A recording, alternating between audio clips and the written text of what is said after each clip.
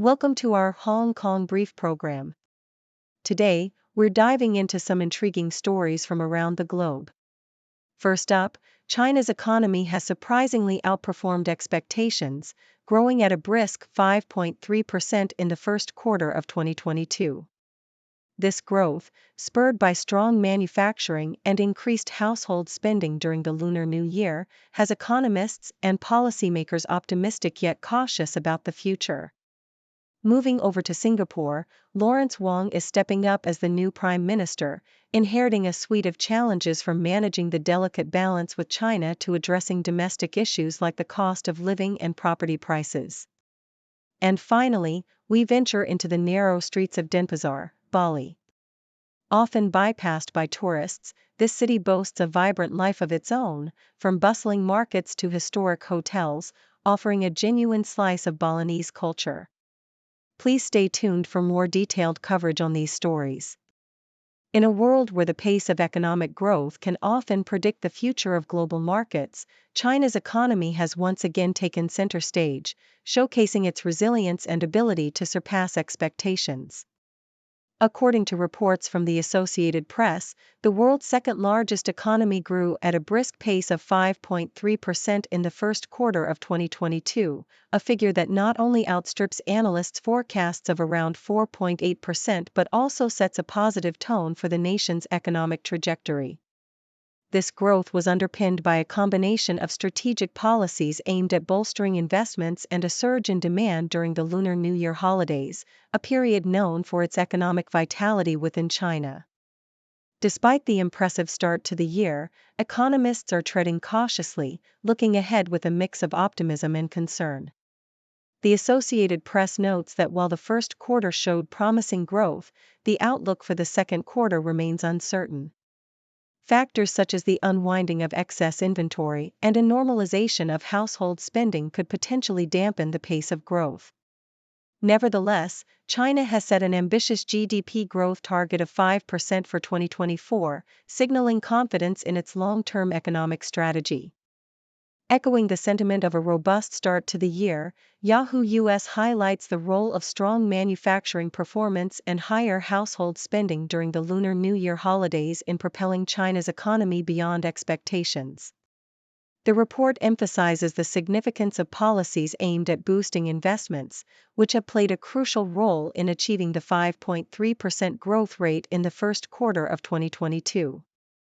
However, the narrative of caution persists, with concerns over weak activity indicators for March and the unpredictability of external demand conditions that could influence growth in the upcoming quarter. To counteract potential headwinds and ensure the achievement of its ambitious GDP growth target, China's policymakers have not been idle. Fiscal and monetary policy measures have been introduced, aimed at supporting the economy through whatever challenges lie ahead. This proactive approach underscores China's commitment to maintaining a steady growth trajectory, even in the face of uncertainties. As the world watches, China's economic performance in the first quarter of 2022 serves as a testament to the country's resilience and strategic planning. While the road ahead may hold challenges, the combination of strong manufacturing, increased household spending, and targeted policy measures provides a solid foundation for sustained growth. With a GDP growth target of 5% for 2024, China is not just aiming for recovery but is setting its sights on thriving in the post-pandemic world. In the bustling city-state of Singapore, the baton of leadership is being passed to Lawrence Wong, a man stepping into a role fraught with challenges and expectations. As reported by Reuters Breaking Views, Wong's journey as Singapore's incoming prime minister is no leisurely stroll through one of the city's immaculate parks. Instead, he is stepping onto a tightrope, balancing the legacy of his predecessor, Lee Hsien Loong, and the myriad of issues awaiting his attention. Wong's task list is extensive, ensuring the People's Action Party's continued dominance, mending fences after government scandals, and managing Singapore's evolution as a finance hub, all while delicately handling relations with China. The rising cost of living, soaring property prices, and the specter of money laundering add layers of complexity to his mission. Wang's leadership will be a test of maintaining Singapore's allure for global talent without exploiting China's challenges, a balancing act that will define his tenure from the get-go. Meanwhile, the South China Morning Post highlights a different kind of challenge facing nations worldwide: the intersection of democracy and digital innovation. With over 4 billion people poised to exercise their electoral rights in 2024, the digital landscape presents both opportunities and pitfalls. South Korea's President Yoon Suk-yeol has voiced concerns about technology's potential to divide rather than unite, underscoring the high stakes of the upcoming U.S. general election. Amidst fears of electoral deception and the proliferation of AI-generated deepfakes, the fabric of democracy finds itself at a precarious crossroads. The digital age, with its algorithms that favor divisive content and the looming threat of misinformation, poses a significant test for societies striving to maintain the integrity of their democratic processes. Transitioning from the political arenas of Singapore and the global digital landscape to the cultural tapestry of Bali, the Sydney Morning Herald offers a glimpse into a city that, while not as frequented by tourists, vibrates with an allure all its own. Denpasar, often bypassed by visitors for Bali's more renowned destinations, is a city teeming with life and authenticity. Its narrow streets, bustling markets like Badung, and rows of shops present a stark contrast to the tourist-laden hotspots elsewhere on the island. Denpasar's textile quarter, with its myriad of fabrics, and the historical significance of Bali's first hotel, the Heritage, built by the Dutch in 1928, invite exploration. This city, with its unassuming charm and vibrant local life, offers a deeper dive into the Balinese culture, far removed from the typical tourist trail. Denpasar stands as a testament to Bali's multifaceted identity, one that encompasses more than just picturesque beaches and serene temples. Each of these stories, from the political corridors of Singapore and the digital battlegrounds of democracy to the cultural richness of Denpasar, Bali, illustrates the complex tapestry of our world. Lawrence Wong's ascent in Singapore underscores the intricate dance of governance in the face of multifarious challenges. The digital crossroads facing democracies worldwide highlight the delicate balance between technological advancement and societal cohesion. Meanwhile, the overlooked charms of Denpasar remind us of the beauty and depth found in the paths less traveled. Together, these narratives paint a picture of a world at once grappling with modernity's challenges and celebrating its diverse cultural landscapes. In the bustling metropolis of Hong Kong, a groundbreaking AI startup named Bilby is making waves by leveraging machine learning to decipher the complex world of government policies and predict major regulatory changes. According to the South China Morning Post, this innovative company has developed AI-powered software that meticulously collects and analyzes publicly available data, including official announcements and media coverage. By training sophisticated algorithms with this data, Bilby has astoundingly been able to forecast several significant regulatory shifts in China before they were officially announced, such as the crackdown on the private tuition industry. This predictive capability is not just a boon for policy analysts, but has also caught the attention of investment banks and hedge funds, who see immense value in staying ahead of regulatory changes. Bilby's ambition doesn't stop at China's borders. The startup has expanded its analytical prowess to cover India, the Middle East, and Nigeria, with plans to cast its predictive net even wider in the future. Meanwhile, the South China Morning Post reports a significant societal shift within Hong Kong, as divorce applications surged by 25% in 2023 compared to the previous year. This increase is particularly pronounced among younger couples, who are citing reasons such as adultery and conflicts over parenting as catalysts for their decision to part ways. The average waiting time for a divorce case to be processed has notably decreased from 81 to 89 days in 2019 to 53 to 71 days in 2023, reflecting the growing demand for divorce proceedings. This trend raises concerns for Hong Kong's government, which has been making efforts to boost the city's birth rate. The rise in divorce rates among younger couples could pose additional challenges to these demographic goals, highlighting the need for policies that support family stability and address the underlying issues leading to these separations. On the sports front, Hong Kong's fencing community is looking ahead with optimism despite facing challenges in the run-up to the 2024 Olympics. The South China Morning Post highlights the journey of Hong Kong's men's foil fencing team as they prepare for the prestigious event. The team's coach, Gregory Koenig, remains confident in the team's future, even though only one fencer, the defending champion Chung Kalong, has qualified for the Olympic Games in Paris. Koenig's confidence stems from the team's strong performance throughout the season, including notable achievements in the World Cup and World Championships. He believes that the qualification criteria, which ensure representation from all continents, are not to blame for the small size of Hong Kong's contingent.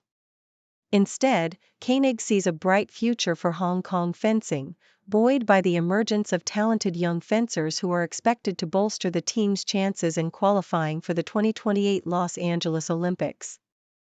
These stories from the South China Morning Post encapsulate the dynamic and ever-evolving landscape of Hong Kong, from the cutting-edge advancements of AI startups like Bilby to the societal shifts reflected in rising divorce rates and the persevering spirit of Hong Kong's athletes.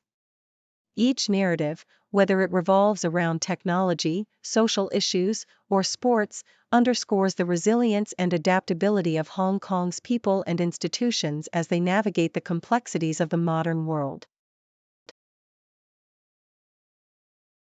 On a different note, the South China Morning Post also sheds light on the evolving dynamics of international energy trade, particularly between China and the Middle East.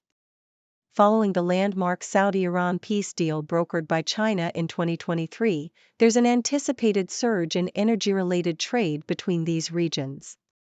Swiss banking giant UBS projects a staggering annual increase of $423 billion in trade by 2030, with renewable energy sources and petrochemicals leading the charge.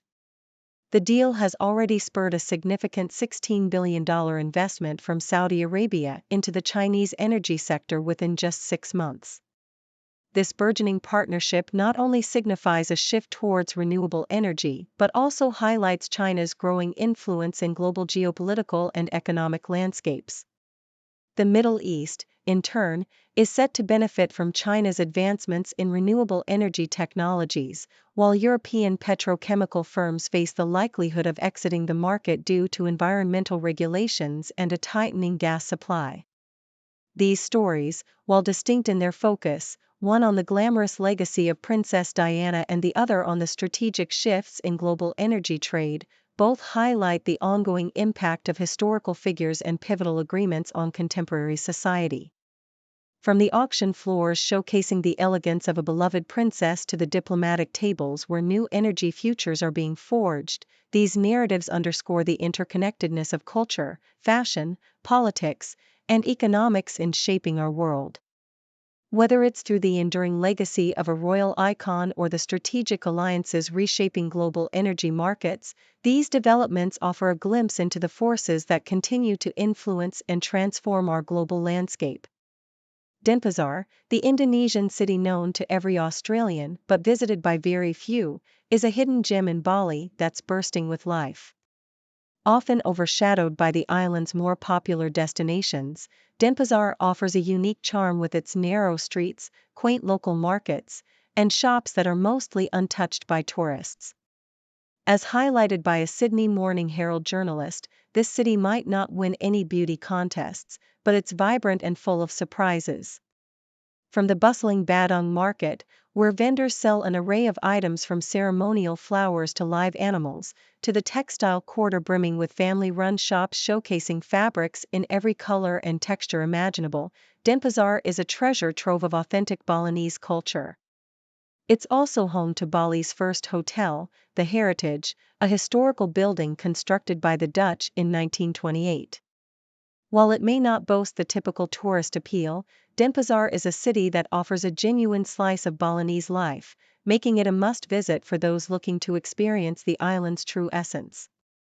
In the bustling heart of Indonesia, beyond the sun-soaked beaches and lush resorts that Bali is famously known for, lies the city of Denpasar. As reported by the Sydney Morning Herald, this city, often bypassed by the throngs of tourists flocking to the island, holds on to a charm that is uniquely its own. Denpasar's narrow streets, small local markets, and rows of shops present a scene almost devoid of tourists, offering a glimpse into the true essence of Balinese life. It's a place where the air is filled with the hustle and bustle of daily commerce, not the serene quiet of beachfront resorts. The city boasts a variety of markets, including the renowned Badung Market, a hub of activity where vendors hawk everything from ceremonial flowers to live animals. It's a place where the vibrant culture of Bali is on full display, a far cry from the polished tourist attractions elsewhere on the island.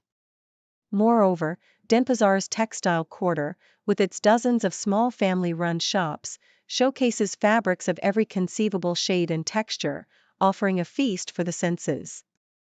The city is also home to Bali's first-ever hotel, the Heritage, a structure built by the Dutch in 1928, standing as a testament to the city's long and storied history. Transitioning from the cultural depths of Bali to the geopolitical arena, the Globe and Mail reports on Canada's efforts to thaw relations with China. Canadian Foreign Affairs Minister Melanie Joly has taken a significant step by dispatching her Deputy Minister, David Morrison, to China. This move comes amidst a period of heightened tensions between the two nations, sparked by the arrest of a Huawei executive in Canada on a U.S. extradition request, and the subsequent detention of 2 Canadians by China. The visit by Morrison is seen as an attempt to bridge the divide, though it remains unclear if Joly herself will make the journey to Beijing. The motive behind this diplomatic overture has not been explicitly disclosed, but it's understood that there's pressure from the Canadian business community to mend fences. Former Canadian ambassador to China, Guy Saint-Jacques, highlighted the need for Joly to articulate the importance of this relationship, indicating the delicate balance of diplomacy and economic interests at play. On another front, the world of international business is feeling the strain of geopolitical tensions, as reported by Bloomberg. United Co-Rusal, the Russian aluminium giant, has sounded the alarm over the recent sanctions imposed by the US and UK, warning that up to 36% of its sales are at risk. These sanctions, a response to broader geopolitical conflicts, could potentially impact at least 1.5 million tons of Rusal's annual sales. This is a significant blow for a company that produced 3.8 million tons last year, highlighting the far-reaching consequences of international sanctions on global commerce. While Western analysts argue that the sanctions' impact on supply and demand may be limited, the situation underscores the intricate web of interdependencies that define our global economy.